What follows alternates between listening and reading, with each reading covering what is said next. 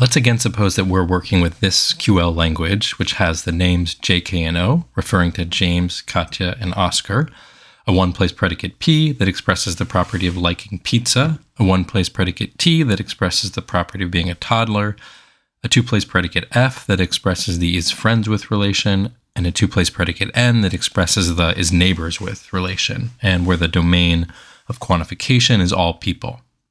Let's work through some translations from this QL language to English. We'll start with PJ and not PO. PJ says that the property or condition of liking pizza applies to James, while not PO denies that that property applies to Oscar. So in natural English, this formula says that James likes pizza, but Oscar does not. Next, let's do FKO or FKJ and not FKO and FKJ. FKO says that the friends with relation holds between Katya and Oscar in that order. In other words, Katya is friends with Oscar, while FKJ says that the friends with relation holds between Katya and James in that order. In other words, Katya is friends with James. So the first conjunct is the disjunction of those two claims. So the first conjunct says that at least one of those two claims is true.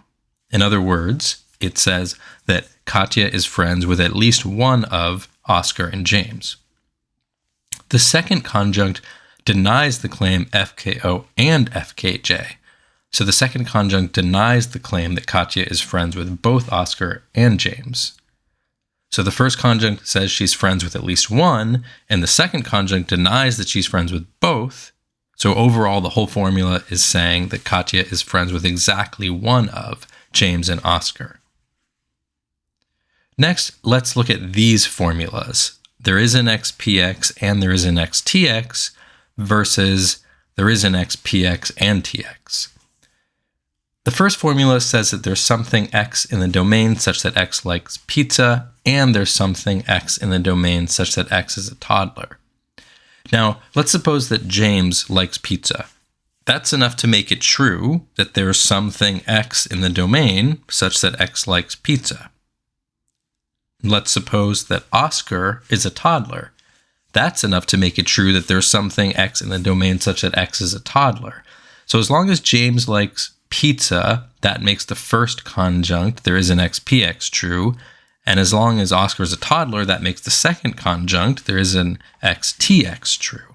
So as long as James likes pizza and Oscar is a toddler, that's enough to make the conjunction, there is an XPX and there is an XTX, true.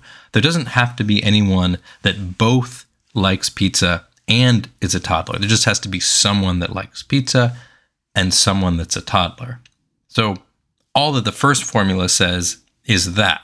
That is, all it says is that there's someone that likes pizza and there is someone that is a toddler. By contrast, there is an X, PX, and TX says that there's something X in the domain such that X likes pizza and X is a toddler. For that to be true, there does have to be someone that both likes pizza and is a toddler. So that's what the second formula says. It says there's someone who likes pizza and is a toddler. Or a bit more naturally, there is a toddler who likes pizza. Next, let's look at a different pair of formulas. Not for all x fxj and for all x not fxj. The first formula denies that for all x fxj. For all x fxj says that everything x in the domain is such that x is friends with James. In other words, it says that everyone is friends with James. So the first formula denies that everyone is friends with James. In other words, it says not everyone is friends with James. Maybe a lot of people are, but not everyone. The second formula says that everything x in the domain is such that x is not friends with James. In other words, everyone is such that they fail to be friends with James. That is, no one is friends with James.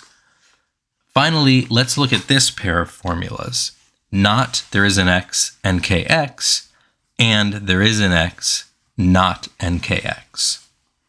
The first formula denies the claim that there is an X NKX. So it denies the claim that there's someone that Katya is neighbors with. So it says that Katya is not neighbors with anyone at all. The second formula says that there is something X in the domain such that Katya is not neighbors with X. So the second formula just says that there's someone that Katya isn't neighbors with. In other words, it's just denying that she's neighbors with absolutely everyone and very much leaving it open that there are plenty of people she is neighbors with.